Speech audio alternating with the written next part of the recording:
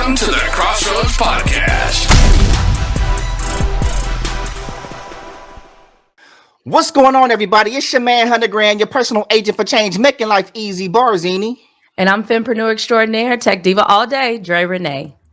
And this is the Crossroads, where there's only one rule. Be free to be you. I got to change fingers on the intro now. You know that? Because since we got the new setup, I'm like, oh, it's behind your mic. I gotta, you know. How you feeling this week? I'm good. I'm feeling good today. This week was a little rough, busy in turn. That's what I mean. It's a little busy, but I feel energized and rejuvenated. I'm excited about today's show. Yeah, I gotta, you know what? Sometimes you just gotta learn how to string a bunch of todays together. I think we spend so much time trying to have a good week or a good month. Or 2024 is gonna be my, just string a bunch of todays together. I mean, that's how I date, but you know, I guess it works for your personal. Be present, right? Exactly. That's like, well, when they be like, oh, do you date with intent? No. I don't know you. How am I having intention for you? I've said that before. Like, my only intent is to get to tomorrow. I think they mean general intent. Like, are you dating with a purpose to continue dating? Are you dating to tomorrow get married? Oh, no, I'm serious. Like, do I want to be married? Yes. But I think people see when you enter in something and you say, oh, I'm dating with intent, they think an intent with them. Right. Okay. Like, and maybe that's the clarification. Yes, I'm dating with intent, but my intent for you is date number 2. Yeah, it's just easier to say no. Just say no. Then it's like, oh, I'm like, I'm learning, you know, and have learned by having a male best friend, just brevity. It's like, look, no. Like I was talking to a couple of homegirls and I was saying I probably shouldn't even be spilling this because somebody I've done this to might do it. Like I don't really ask women out on dates like early on, right? What I do is like if I want to go out with you, instead of asking you out, I'm gonna tell you where I'm going to be and then say, hey, if you want to join me, you're more than welcome. But I present it as I'm gonna do it anyway. Like, hey, I'm going to this restaurant at this time. Hey, you want to join me? You want to meet me up there? Now we're spending time getting to know each other, and we don't have to classify it as a as a date, right? And until I decide pay for your stuff, and I pay for my stuff. No, I'm gonna pay. Like I'm paying to pay for it. Like you know, like it's going to function as a date. It's just without the title. Exactly, because there's always an out. I'm gonna keep praying for you. Look, you know who I am. And whoever my future sister-in-law in love is gonna be, I gotta keep her high on the prayer list. Am I that bad? I wouldn't say bad. You know, well, you know what I mean. It's interesting. Oh, okay. Okay. Love, just look, just keep loving me. That's absolutely. You know, that's all you can do. But I want to get into the show, so let's pay these bills real quick, right fast, one time. Absolutely. And then we can let everybody know what's going on today. So, y'all, as always, the Crossroads Podcast is brought to you by the House of 334. It's the house. For all your business, branding, and copyright needs, go to houseof334.com. It is Black owned, it is woman owned, it is Black woman owned, and it is amazing. And make sure you move quickly because the house will fill up fast. The Crossroads is also brought to you by the Crossroads. Y'all, you can go to our bit.ly, that's bit.ly/the Crossroads. That's THEXROSSROADZ for everything that we do, our email, our socials. You can find everything that we do at that link. Make sure right now, because you are watching this on YouTube, make sure that you scroll down, click likes, click subscribe, hit the bell so you get notifications for when we go live and when we do new episodes, which land on a particular day. But if you want to get the episodes early as well as other bonus content, go to our Patreon. So that's patreon.com/also the Crossroads. That's where all of our behind the scenes, our bonus content, and some other great things that we're doing. And we have subscription levels of all types, but you all get the same content. So even behind the scenes of this show will be on the Patreon. So y'all, we appreciate everybody who supported us. This is a labor of love, but love ain't free. And if you think it is, go tell your landlord that you love them. Right. So for all of our roadies and road dogs, whether you're a day one or a one day, we appreciate it all the same. But join us on this ride. We want to grow with you, and we appreciate your continued support. You do that so well. Shout out to paying the bills. Paying the bill. Listen, I need to pay these bills. So right. Help us pay these bills. You know what I'm saying? So we gonna keep praying for these bills to get paid. But I'm going to let you bring us into what we are doing today. Today is a special episode. Absolutely.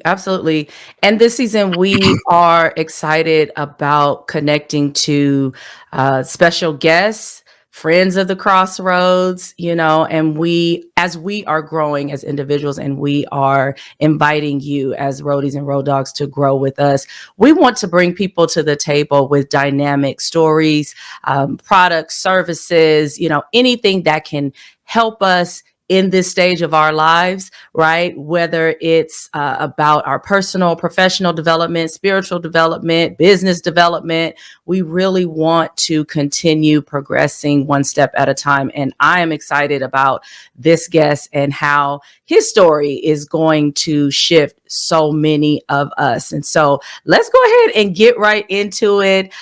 Born in Dayton, Ohio, and I believe like some good music has come out of Ohio. Like, I'm a student, so I've watched enough Unsung to know that Dayton, okay, is where it was, okay.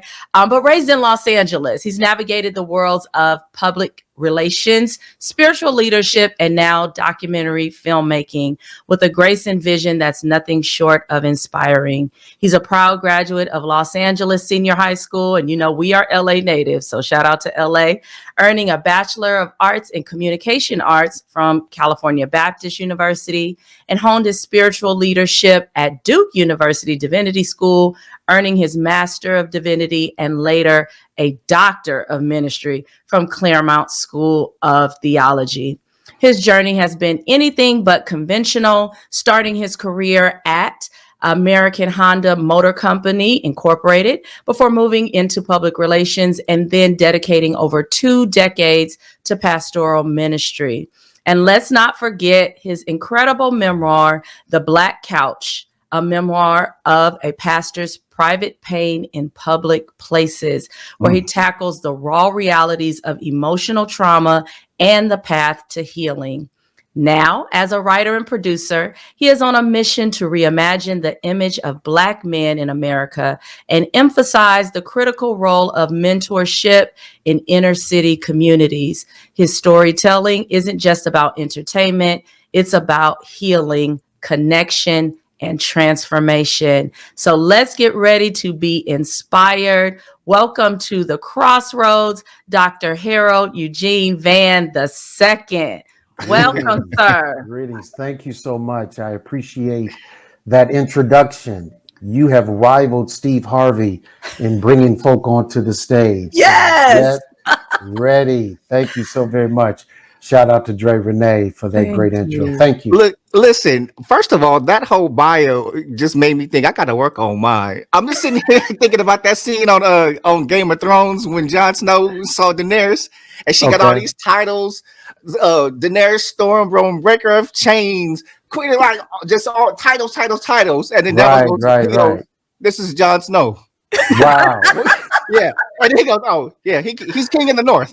Right. I'm like, I gotta add some stuff to my bio, but no, that's very impressive. Sans Duke, though, like, how do we reconcile? I don't know. I go back to Christian Laettner days, and Duke basketball. He's looking like Trey. Because I love you. I'm just trying to figure out how much you're gonna lessen that love. What you are about to say about my beloved alma mater. So tread lightly. Go on, brother. Listen. I am an avid sports fan, but when it comes football, we don't mention Duke football, but Duke basketball, it's like, you know what?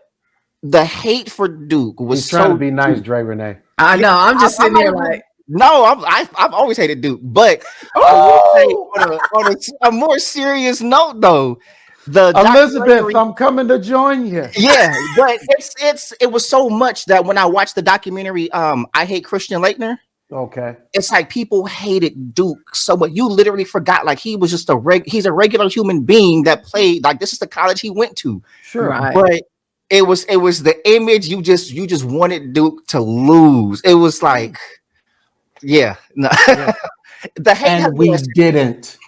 I mean, and we did it. That part. That was then, and we didn't.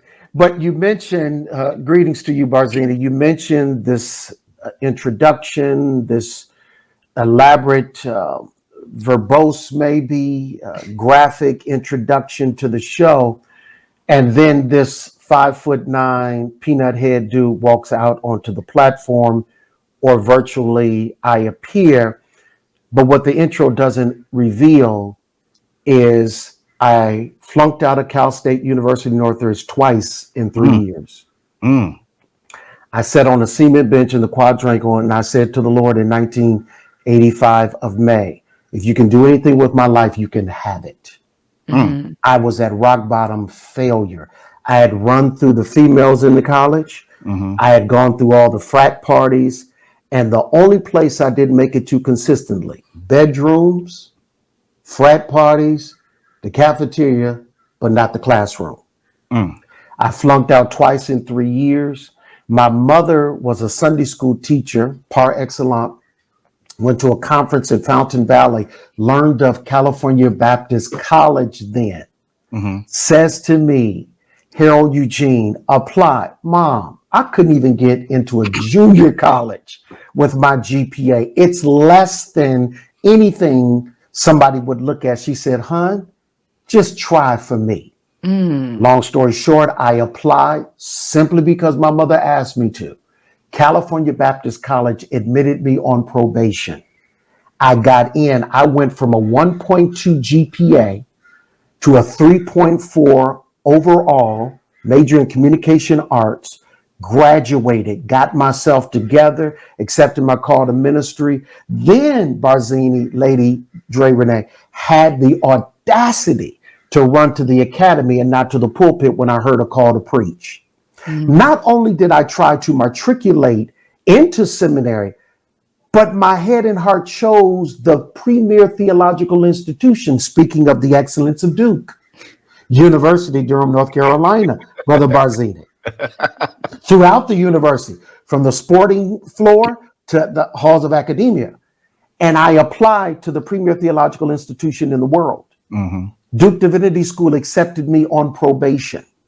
In 3 years, walking across that stage, gripping the hand of the then dean, Dr. Dennis Campbell, embracing me and conferring upon me the degree of Master of Divinity.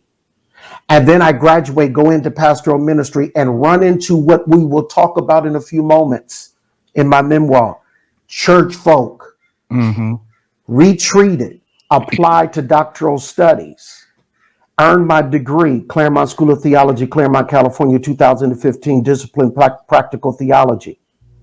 All this from a man who flunked out of college twice, but never failed in life. And I'll offer this. The Spirit gave this to me in a conversation with my friend. She was going through it, right? And she was living a life where she had all the designer bags and clothes and driving the Range Rover and was making a lot of money.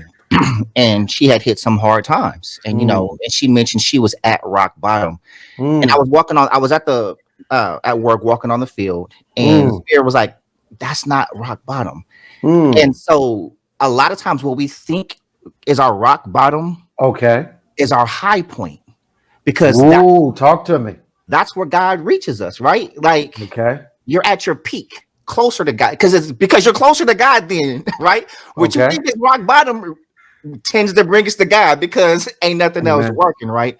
And so when we're doing everything else that's seemingly working, and we're having, when we feel like we're on high, that's the rock bottom, because we don't need God then.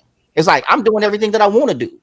And I heard last week, down is the way up. That's what I just said, right? And so that reminded me of that. Go ahead. Here's what I wrote in the book.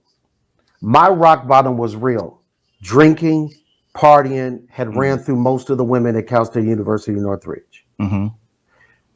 But guess who's the rock at the bottom? Jesus Christ. Yeah.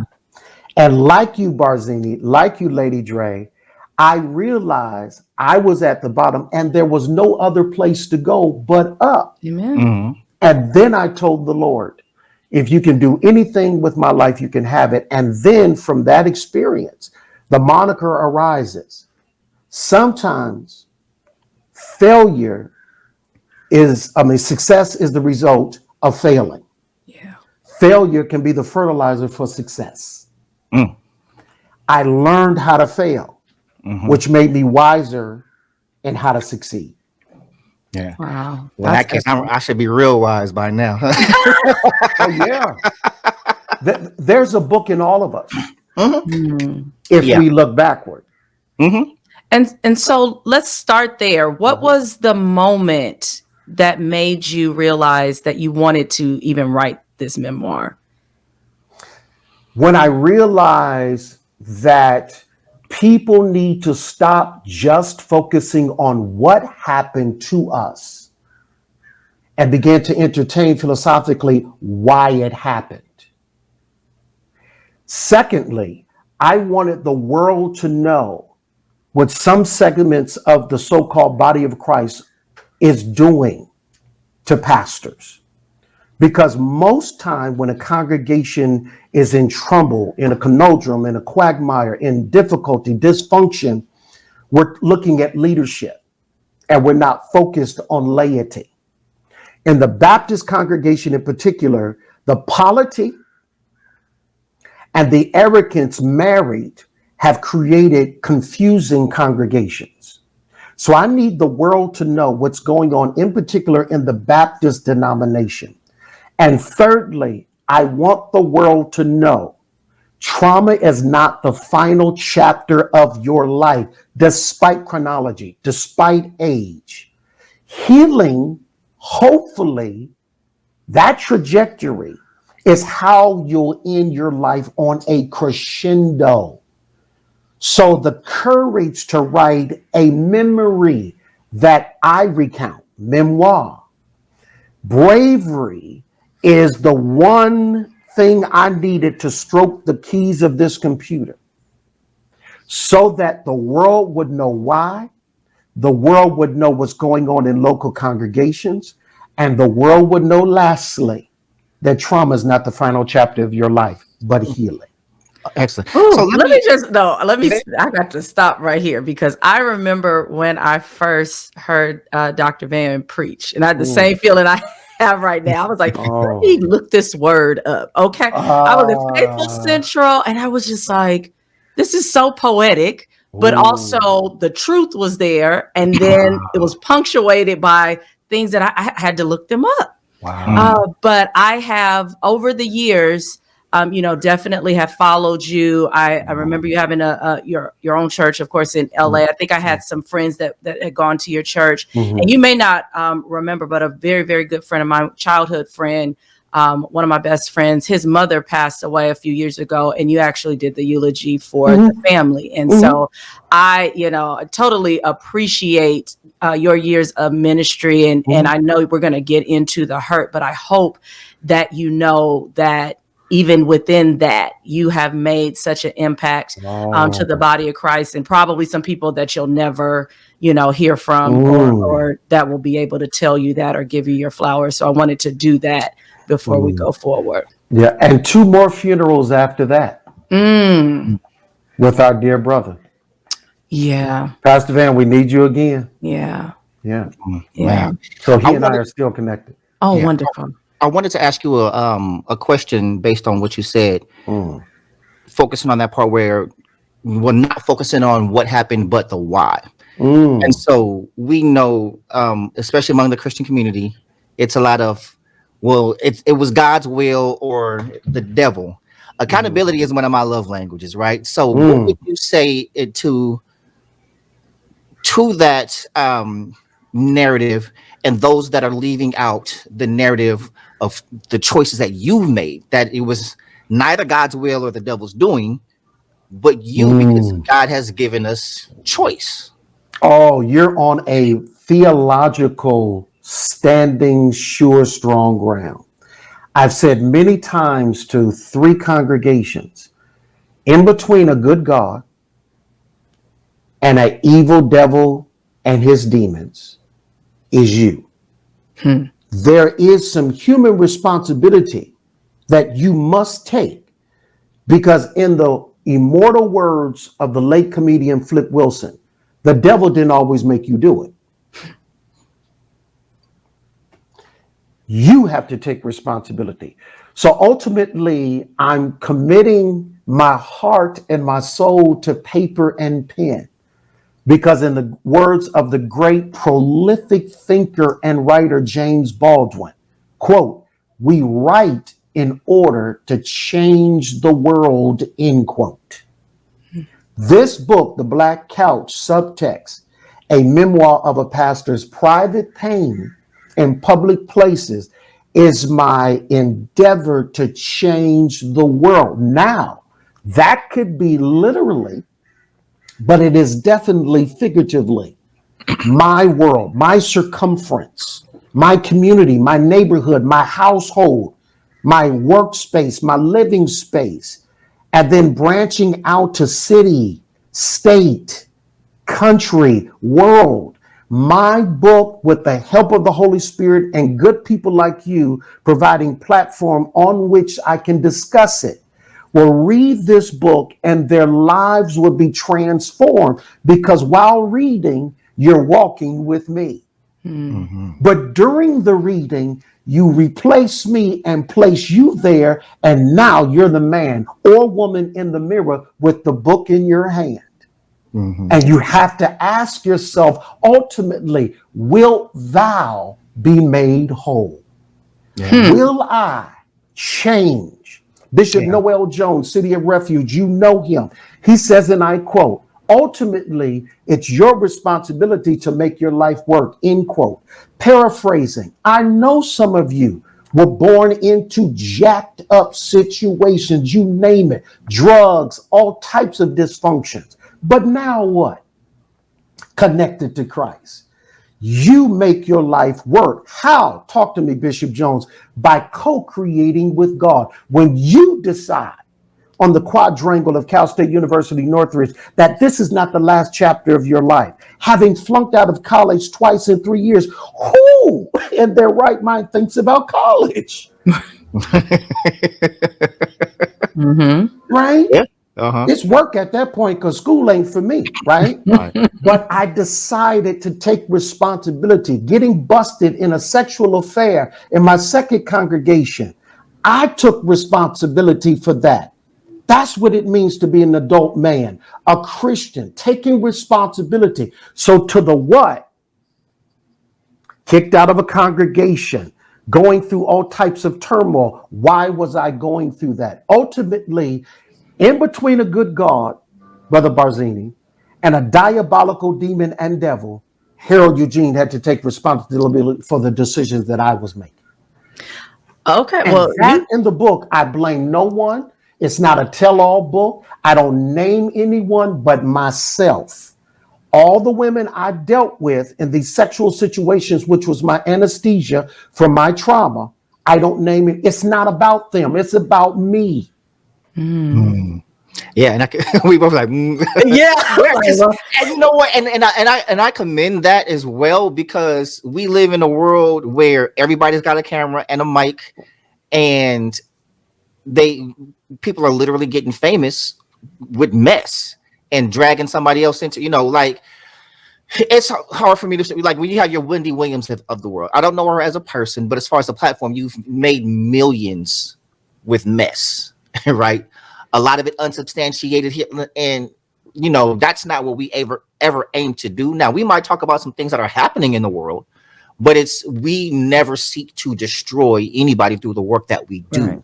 So when you're talking about your journey and your decisions and everything else, it's still protective of those, or you're leaving the accountability, and it's incumbent of them to come forward with their own story and shortcomings, right?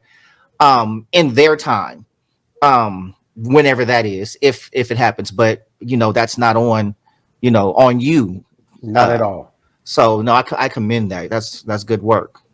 Yeah, and that Dre, Renee, you wanted to come in. Well, I was just going to ask about the symbolism of the Black Couch itself. How you came up with that title. I'm sure it'll lead us into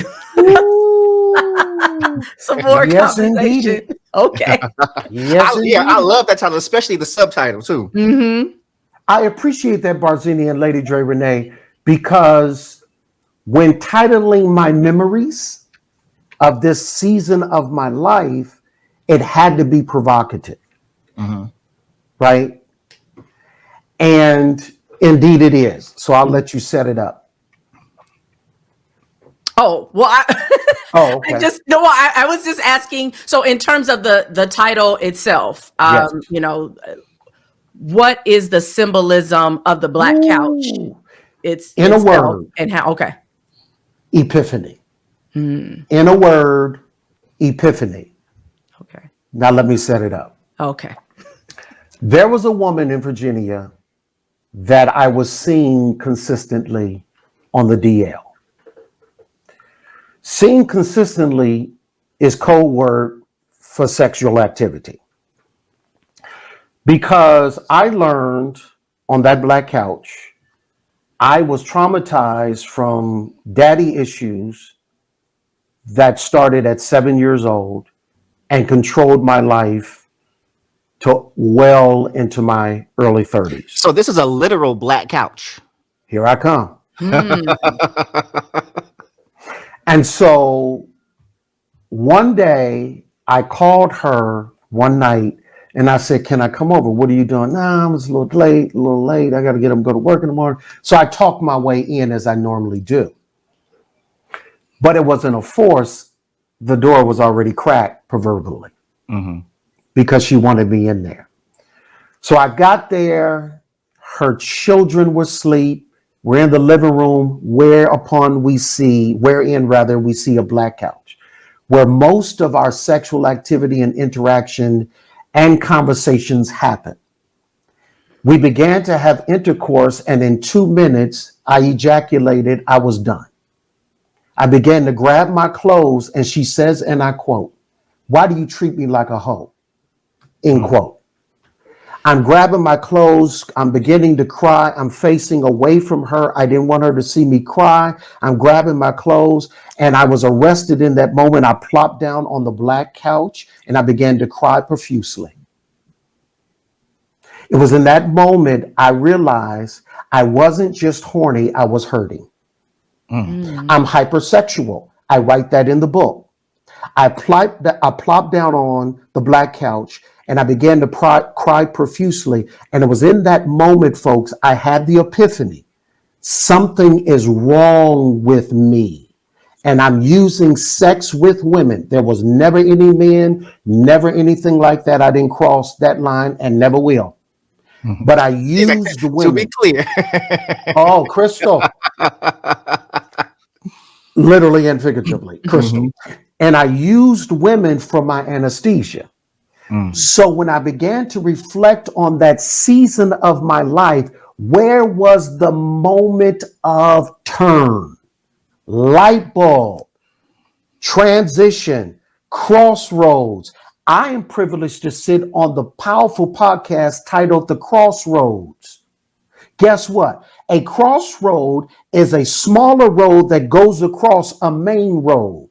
I'm on the road of righteousness, morality, growing in Christ, but my trauma was crossing me at intersections of my life, trying to destroy me. But the power of the Holy Spirit spoke to me in that woman's dark living room on the Black couch. And I said to her, I'm sorry.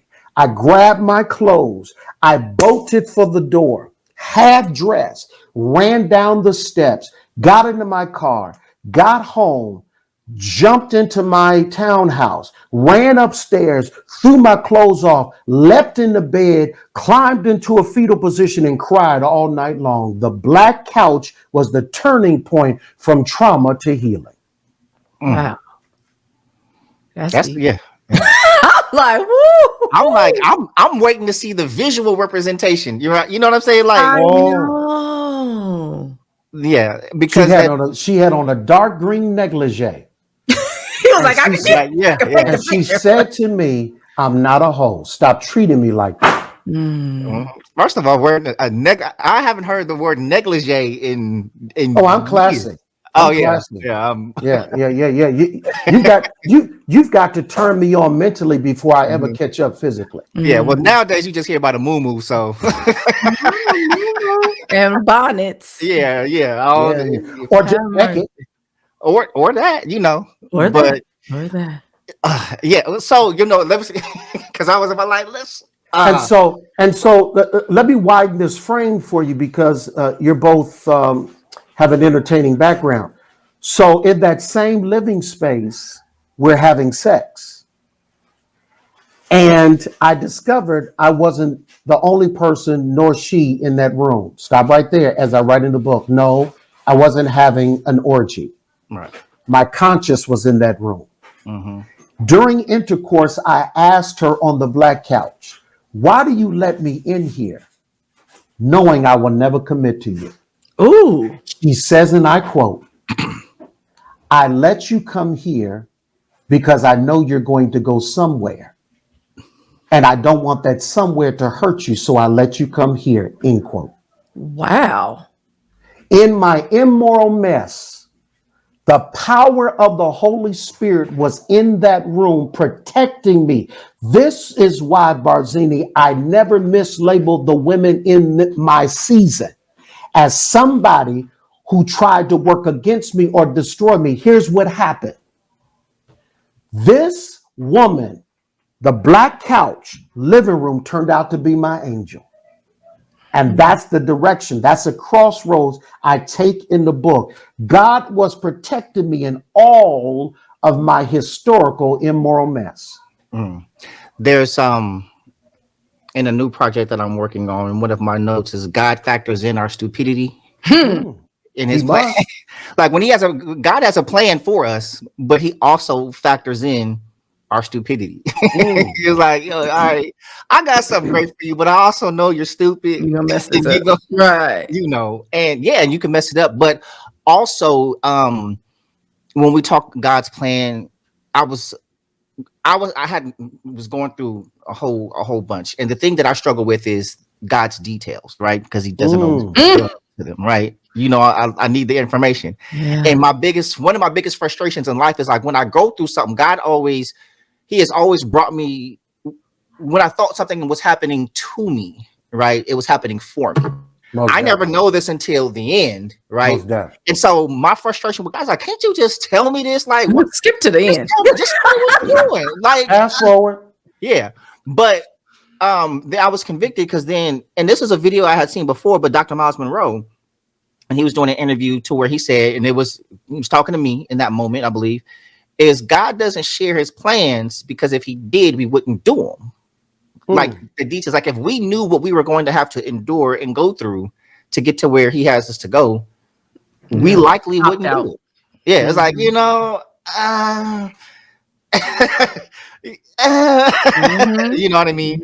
And the conviction and the pain and the crying and the accountability and the mirrors that we have to face and the intersections and the crossroads and the people hurt in our wake. You know what I mean?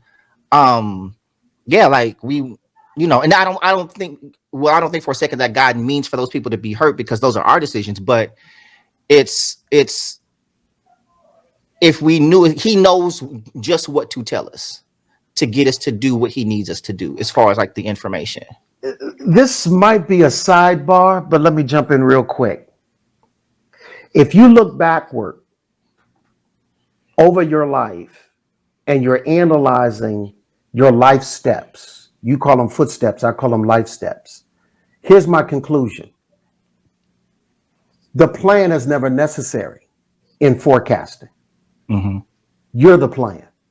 The word plan comes from the word plant etymologically. Plant is a seed that's going in the ground for some type of harvest. You're the plan. He's planted you in this scenario so that you would come to fruition and be everything that he created you to be. Let me give you an example. Abraham, Genesis 11, trusted that he heard God's voice to leave your homeland and go, and I'll give you directions as you're going. Trust, etymologically, is to rely upon something or someone else. He trusted that he heard God, leave your homeland. Okay. Now faith is necessary. Faith is belief, confidence, and trust. We walk by faith, what? But not by sight. We don't need the plan. You're the plan. I'm the plan. If we had a plan, we wouldn't need faith to believe that God will provide on the road on which he's taking us, that we would become the fruition Right. that Wait, everything he's called us to be. Let that was a bar. Let that bar breathe. Yeah. you gotta let that one breathe. Yeah. Yeah. You know, like, yeah. No, that's definitely bars. And I received that, and I hope everybody watching receives that as well. And I think it's not only has it been amazing, but will be amazing when the work is complete and released. Because I'm always amazed by when you say something, sometimes that you didn't even plan on saying, how it mobilizes certain people that were suffering from the same thing that you were. Like, because like, while your story is compelling and interesting and powerful, it is not unique. No. Right. And we believe it's unique because very few people speak up and speak the truth. Right. Or not empowered or emboldened to, like, hey, me too. And while, like, everybody has their opinions about, like, the Me Too movement. Right. But let's just talk about, like, the concept of Me Too. Somebody spoke up about something that happened, and someone else was like, hey, you know what? Me too. And for those watching, it's kind of like the first follower phenomenon, right? Like, something happens, then someone's not following the leader, right? So right now in this movement that you're creating, you're the leader of this movement, right? And then somebody might step up and say, you know what, Pastor Van, Dr. Van, me too, right? And that's where the movement starts, after that first Me Too, because now someone is brave enough to be like, oh, someone stood up and said, me too. And now more start to, start to move. And especially in a time where you have so many men that are speaking up in general, right? Because the podcasting boom, there's, for better or for worse, a lot of men that are speaking a lot of things that they've been thinking and feeling for years, stuff that was always either at the bar or the barbershop, right? And so I'm excited to see what's going to happen from this work, and how many are going to be brave enough to step up and say, me too. Now, let me put that in context. Yeah. The most prevalent type of trauma is physical and emotional abuse. According to the National Council of Mental Well-being, 70% of adults in the United States have experienced some type of traumatic event in their lives once. Now, here's the key. Consciously or unconsciously, most people have been traumatized. Now, let's go over to clergy. In 2023, 93% of clergy reported in a study exposure to mental and emotional trauma. The rates, Dre Renee, are doubling. Laity. According to 2024 study, Socio-Historical Examination of Religion and Ministry Journal, 1 in 3 Americans suffered some form of trauma within religion.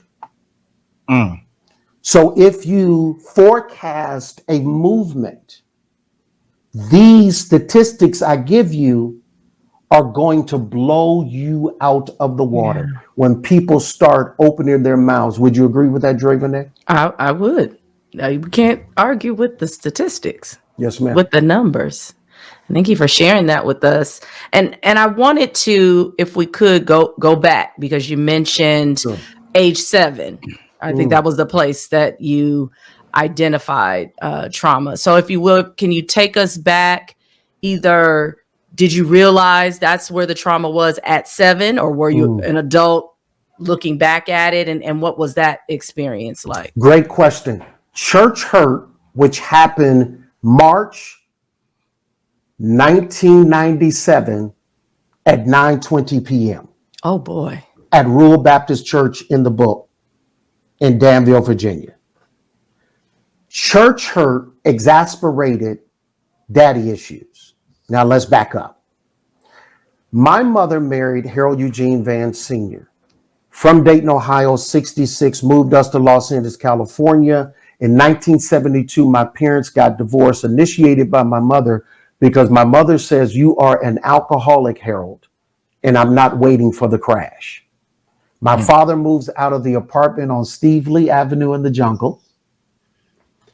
And not only does he move out, he moves away, figuratively speaking. He came around, although geographically in the same city, came around for spankings, birthdays, sports, and extracurricular activities. Jelaine Caldwell Vann, my mother, consistently there. Older sister Michelle, we call her Shelly, consistently there. But it wasn't until I began to realize that I was traumatized from church hurt that I realized the impetus of my trauma wasn't what happened to me March 1997 from a church, a Baptist congregation. It was the abandonment of my father. So from the age of 7, all throughout my decisions to heal in early 30s, early 40s, the process, trauma drugged me around like a rag doll.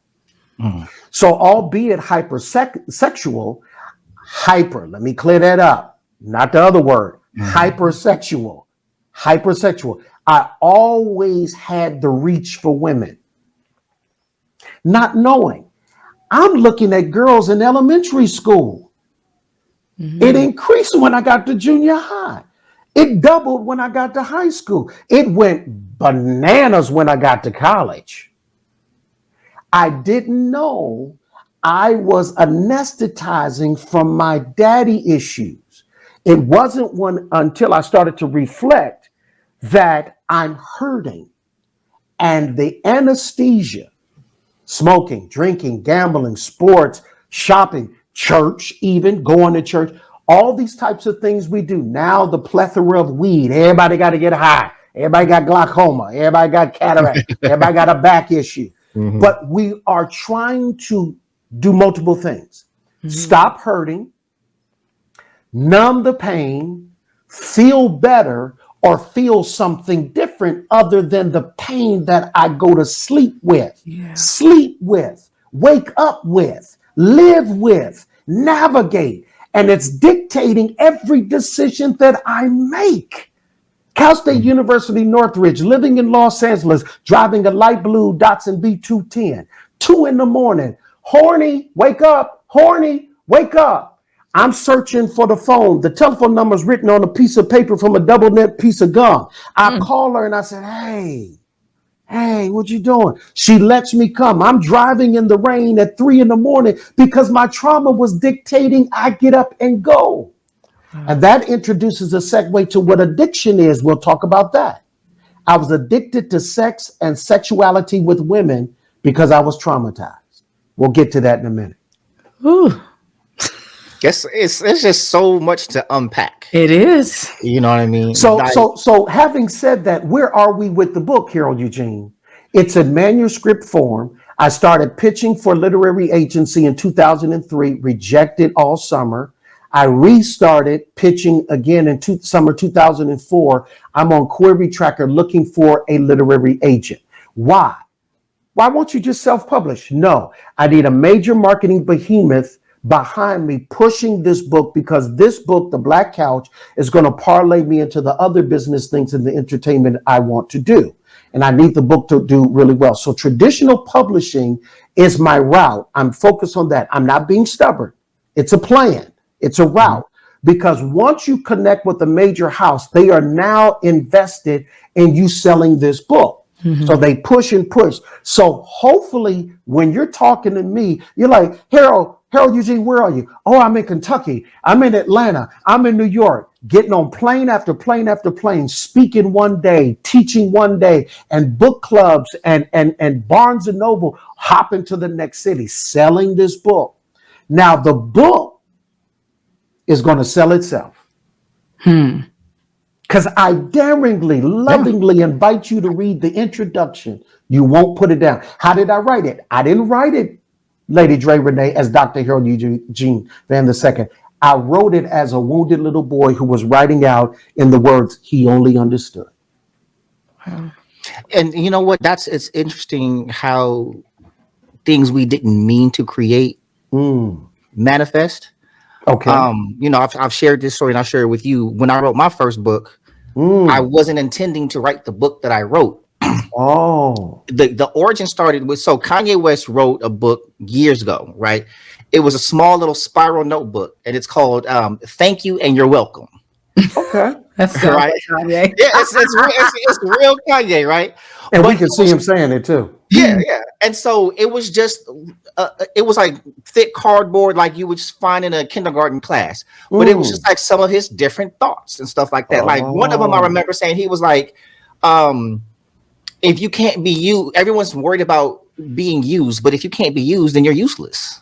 So just those kind of thoughts. And I was like, this is cool. I would love to create something like this. So I'm a quotes guy. So I was like, hey, I'm going to write a book of my quotes. Right. And so I was like, I'm going to write 100 quotes and then put them in a book. So I started, stuff from my life and stuff that I believed and started writing quotes. And they were on my, my bedroom wall. I had a big white wall. I called it my war wall. So like when I opened my eyes, all my ideas, quotes, where everything was just on my wall. And then all of a sudden it started to evolve. Spirit started talking to me and I started writing chapters. So I picked 20 of them, of the ones that meant the most to my life, and wrote chapters. And then it became a book. And so that book is called Hello Me, Nice to Meet You, A Journey to Self-Discovery. So I'm listening to you. So things where things are happening and we're capturing things or remembering things that we don't know are, as you said, we're the plan, but God is putting in motion long before we recognize what's happening.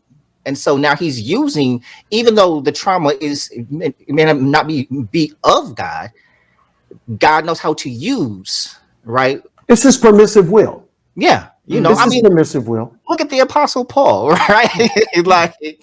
So, even the Bible itself was not written by wholesome men, but they became that way. And now it's not so much who we were, but when the work is done, how are we remembered? Right? What did we leave behind? And we have an episode on legacy that's coming up. And so when we talk about that, so what you're building right now is not only your legacy, but it's going to catapult the legacy of a lot of those who are affected and inspired by the work that you do. Thank you. Wow. I'm just taking it all in. I'm taking it all in. As I'm sure those that are listening and watching are. And so, let's get into the addiction piece, because you talked about the fact that your dad was addicted to alcohol. I don't know if he ever overcame that, but that's there. I don't know if it goes even further back in your family. Do you think some of that was generational? Even though your addictions may not have been the same, do you feel like some of that, may have traveled generationally to you, and or how much of the daddy issues contributed to that? And were you addicted to multiple things? Was it just sex that you identified, or were there, other things that you struggle with as well? Good questions. We have multiple questions in that question. Genetically, I didn't inherit addiction from Harold Eugene Sr. Okay. Word is my paternal grandfather was an alcoholic as well. My father was a functional alcoholic. He went to work every day. He stayed sharp. He looked well, but he had to drink in order to function during the day. My addiction was because I was traumatized. The reason why I don't think, Dre Renee, there's a connection between Harold Sr. and me regarding addiction genetically is because I believe my father was traumatized at some point in his life. And he was trying to stop that pain that he never treated the appropriate way. I too have become traumatized. I was mistreating my psychical and emotional trauma. Hence, I was trying to feel good. Mm-hmm. Let's start here. Addiction is not what you're doing or what is you're doing. Or addiction is not what the substance is or what you are addicted to. Think again.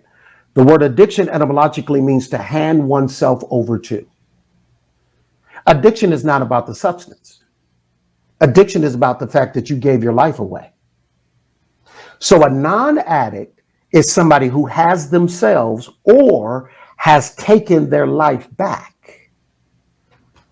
So whether the substance is this, that, or the other, that's not the focus. Too many people, even practicing professionals, to become unaddicted, focus on the substance, the crack, the drug, the pill, the gambling. No, focus on the fact that something made you give you away.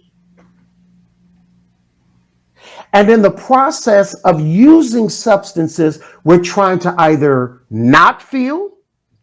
Incidentally, that's why people cut themselves. They're trying to not feel, right? Or they're trying to feel better. So after that horrific night, March 1997, my first pastorate, 2.5 months in, I was bouncing on the campus of Duke Divinity School, leaping around the halls of the academy, believing God had called me to pastoral ministry. Like all persons, idealistically, I wanted to change the world. I wasn't going to be the best pastor that God ever created. I was going to be the best pastor that I could be.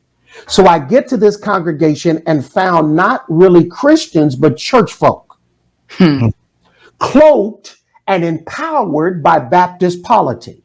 So we got ready for what we call church conference 4 times a year. Once a quarter, we handle church business. The pastor's the moderator, 30 years old, first pastorate, businessman, but ignorant and naive to the ways of parliamentary procedure that operate in the Baptist church. Because nobody mentored me and told me how to function within the practice of pastoral ministry. They taught me to preach, but nobody ever taught me how to be a good spiritual leader. So 6:45, a deacon comes up to me. I change his name in the book. He says, and I quote, Rem Vann, I'd like to make an announcement at the end of the meeting. End quote. Sure. Green as the grass. Sure. Put it on my agenda. We go through the agenda. 9:20 p.m. Oh, before we leave, Deacon so-and-so was sitting to my left. And I said, he has an announcement to make. I'm at the podium. And he says, and I quote, I'd like to make a motion to vacate the pulpit. End quote. What in the ham sandwich? Somebody quickly seconded it, which was out of order because the moderator has to make sure has to make the motion. Right. No, not make the motion, but make sure it's properly seconded, and then we vote on it. I didn't know what I was doing. I foolishly put it up to a vote. I was unwise to the ways of the devil operating through parliamentary procedure and Baptist polity in the country of Virginia, where dysfunctional and broken people turned around to dominate and break other people. Put it up to a vote. Narrowly, 23 saved my job. 19 asked me to go. From March 1997 through March 2004, misery drugged me around. Trauma drugged me around like a rag doll. And ultimately, they kicked me out. And I walked with this trauma. And that's why I'm reaching in bedrooms. So down 29 Highway, from Danville, Virginia, you come across the North Carolina state line. And right to your right off 29, North Carolina A&T, Benny College, Greensboro, North Carolina. I ripped that road up because a strip club, a couple of them were down there. One was a little further in Winston-Salem, North Carolina. So I'm in these strip clubs. I'm in the back.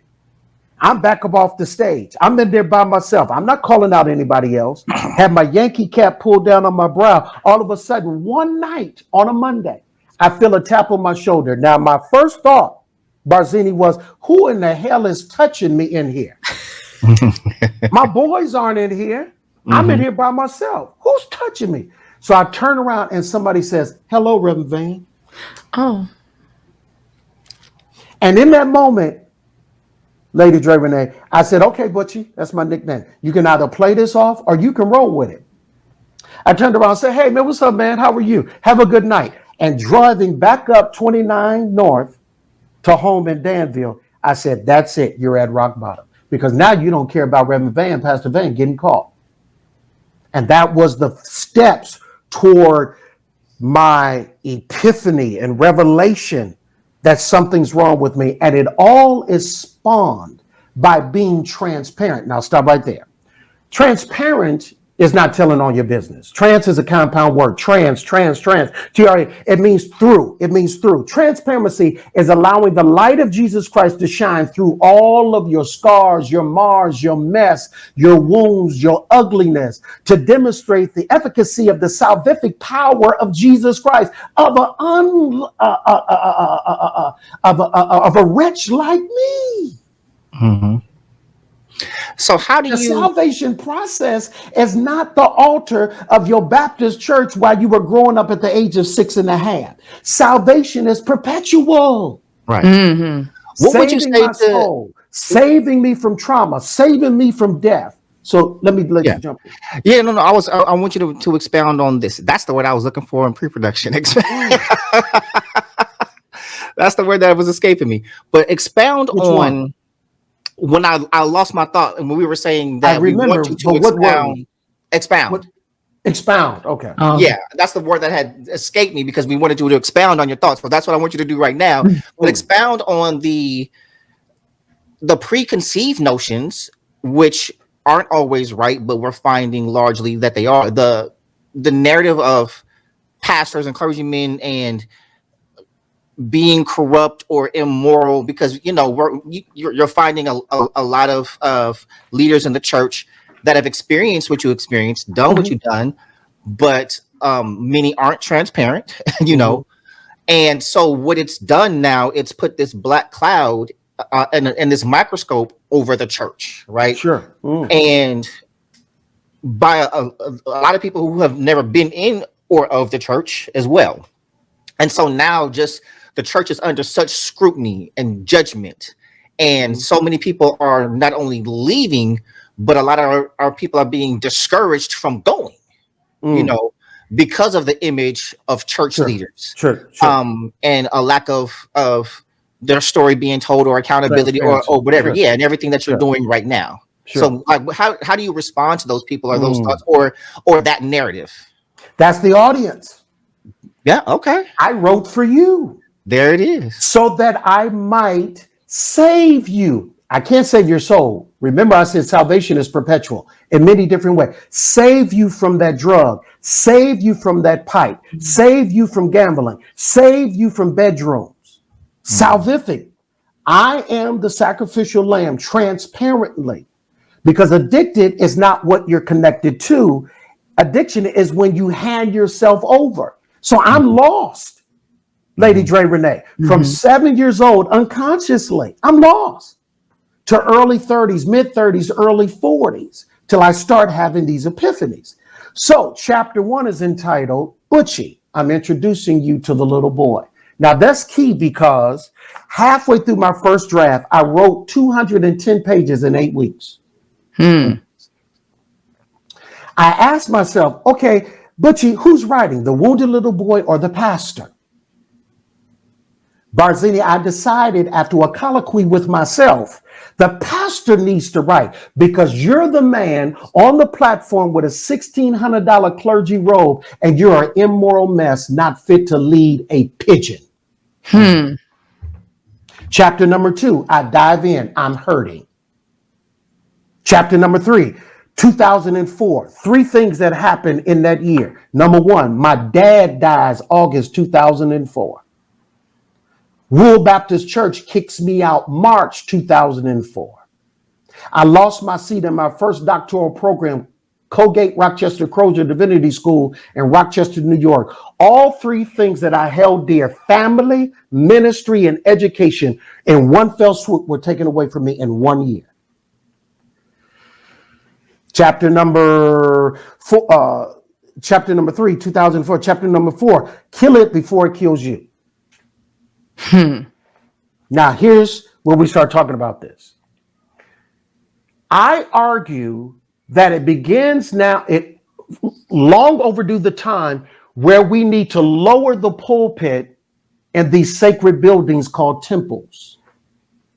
Because the higher you posture me, subconsciously, you're deifying me. Right.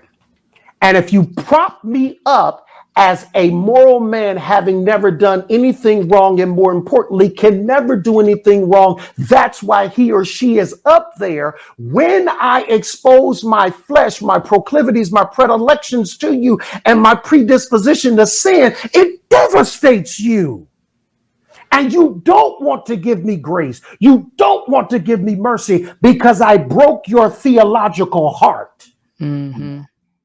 Hey, everybody, we want to thank you for joining us on the XrossroadZ podcast, but this discussion is not over. Tune in next week for part 2. Make sure you like, subscribe for the page so you can get alerts for when it is going to air. But next week, we will have part 2. This has been the XrossroadZ podcast. And in closing, always remember, be free to be you. We'll see you next time. This has been the XrossroadZ Podcast. And remember, be free to be you.